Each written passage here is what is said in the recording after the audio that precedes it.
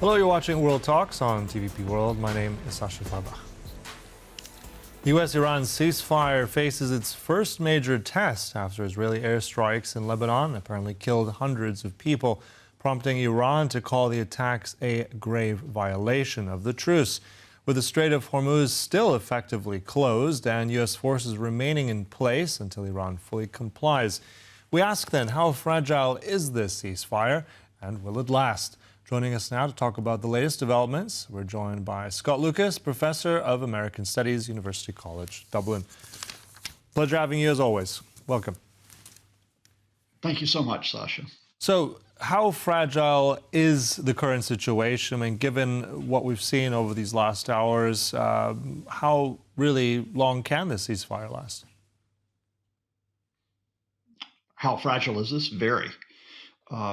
We are looking as to whether the first set of U.S.-Iranian talks will take place in Pakistan this weekend. But even before we get there, you have the major shock of Israel expanding its attacks on southern Lebanon and indeed all the way to the southern suburbs of Beirut. There were a record number of Lebanese killed in those attacks, around 250. In fact, more than 250, 254 yesterday, with about 837 people injured. The Israelis are trying to establish a zone of occupation. They have forced the evacuation of 15% of Lebanon all the way to the Litani River, about 30 kilometers from the border, and they intend to hold that for the long term. That means they are not recognizing the ceasefire that was announced. And not only did Benjamin Netanyahu say this yesterday, Donald Trump shifted his position because the Pakistani mediators made quite clear that Lebanon was included in the ceasefire, but Trump said, no, it's not. So you have that major shock with Iran saying, look, it's going to continue to block the Strait of Hormuz until the attacks stop. And then you have the broader wobble, if you want to call it this, which is the White House is backing away from Trump's acceptance of the Iranian terms for negotiation.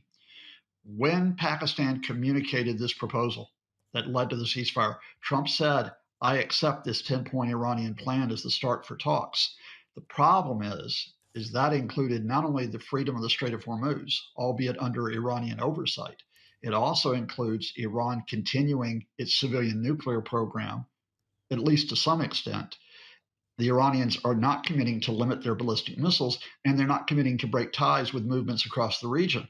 Mm-hmm. So Trump had boxed in the Americans by giving Iran the diplomatic initiative, and the White House spent all day yesterday trying to retreat from that position. Yeah. I want to dig into that a little bit more. We also have this phrase from Iran's foreign minister who said very much about the ceasefire terms are clear on Lebanon and that Washington must choose between a ceasefire or continued war via Israel. It cannot have both. What do you make of his statement there? Is that correct? I just have to repeat, because it was put out on social media by the Pakistani Prime Minister, Shehbaz Sharif, when we got this ceasefire late Tuesday. It includes Lebanon. It cannot be clearer than that. And so for the White House to come out and say, oh, no, Israel can expand these attacks. It can continue to seize territory. It can blow, in fact, it blew up the last remaining bridge between southern Lebanon and the rest of the country yesterday.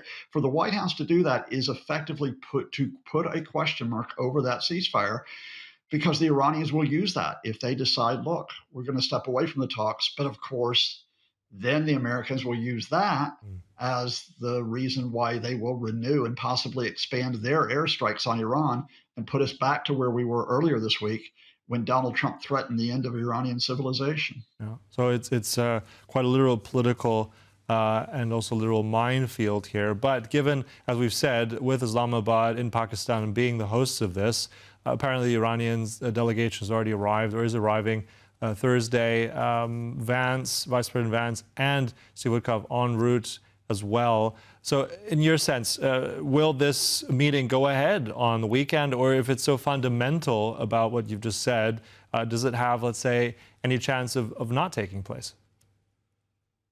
We're not sure because we thought that Vice President Vance, who of course has been in Hungary, interfering in the election there, trying to get Viktor Orban reinstalled as prime minister, Vance was going to go from there to Islamabad, but the White House pulled that back yesterday and said for security reasons he might not go. The Iranian ambassador to Pakistan did tweet early this morning that the Iranian delegation is expected in Islamabad tonight to prepare for those talks, but then he deleted that tweet. We do not know why.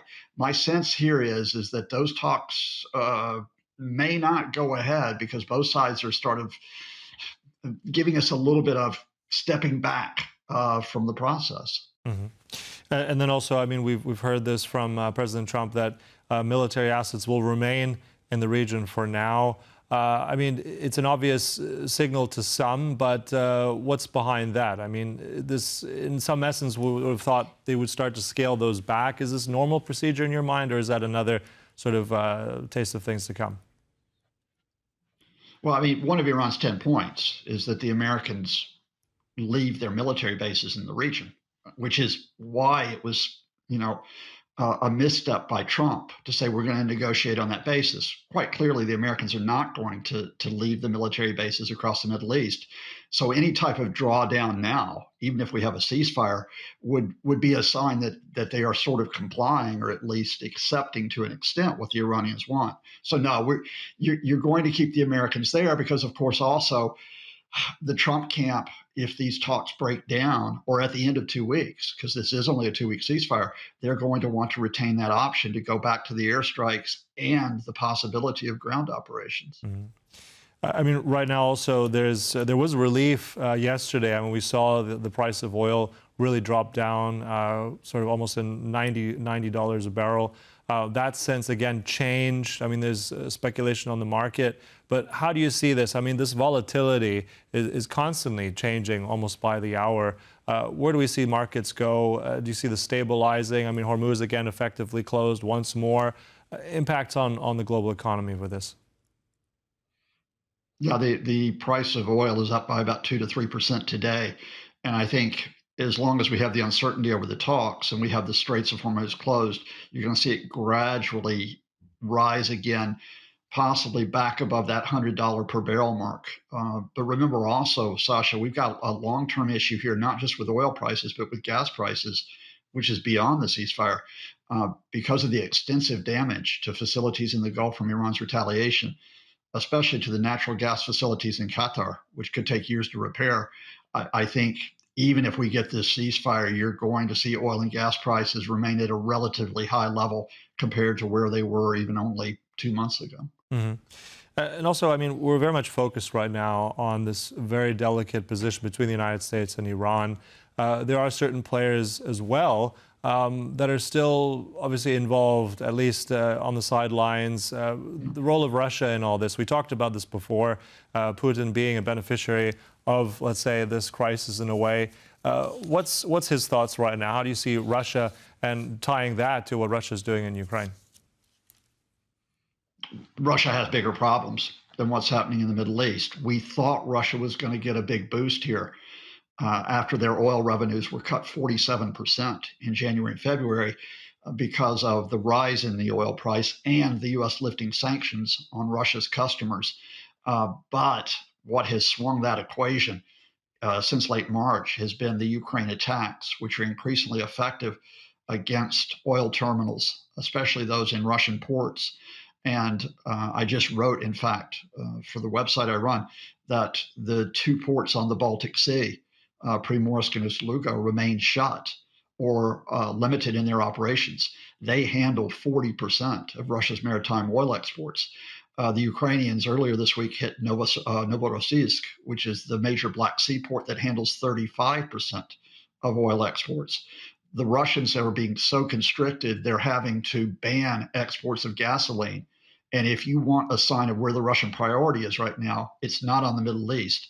It's that the Russian Foreign Ministry spokesman, Maria Zakharova, just threatened the Baltic states, Estonia, Latvia, Lithuania, with attacks. Why did she do that? Because the Russians believe that the Baltic states are helping Ukraine with intelligence, which is sharply affecting those Baltic seaports.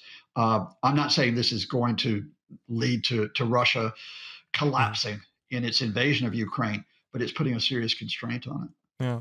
And speaking also of threats, as you just mentioned, coming from Russia, we've also heard recently from President Trump, once again, meeting Secretary General Rutte in Washington, very much being critical of the alliance over the past few days, paper tiger, you name it. Just give us your take on how all this fits in, the latest from that meeting, and how damaging that is.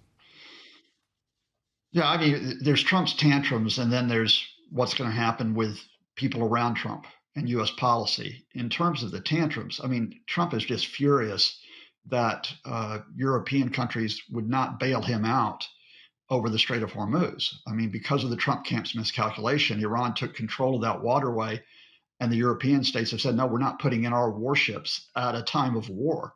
To try to lift that Iranian control. They'll do so if there's a ceasefire, but that's a different matter. But there is a wider agenda here I think we need to recognize. I don't think it's an American withdrawal from NATO per se, but it is this attempt by the Trump camp to undermine European countries, including the European Union. So I think far more significant than Trump's bluster yesterday was J.D. Vance in Budapest. Let us be very clear here that the Vance camp, which I think has the lead on this within the Trump administration, want to break up the European Union. They want hard right movements in power in Europe. And that is why you've had this blatant intervention in Hungary's parliamentary election scheduled for Sunday, where we have this phenomenon where J.D. Vance, as well as Vladimir Putin, are both supporting Viktor Orban. Indeed, J.D. Vance and Viktor said that the main enemy of the Trump administration and Viktor Orban, and it is also the enemy of Vladimir Putin, is the European Union. Yeah. And one quick word from Greenland as well. Do you think this is going to flare up again? No, I don't think so, because I think right now we've got other fronts that have, grabbed attention. I think the Americans are seriously tied down, of course, militarily because of what I think was going to be an ill-fated war on Iran. I think politically their attention has shifted back to European countries, whether it be France, Germany, Hungary, of course, indeed possibly Poland. I think this Vance mission is far much more to promote what he would call European nationalist movements rather than to go back and threaten the seizure of Greenland. All right, giving us all the updates. Thank you so much. Always a pleasure. Professor Scott Lucas there. Thank you, Sasha. And thank you for watching, but stay right here on TVP World for more. Goodbye.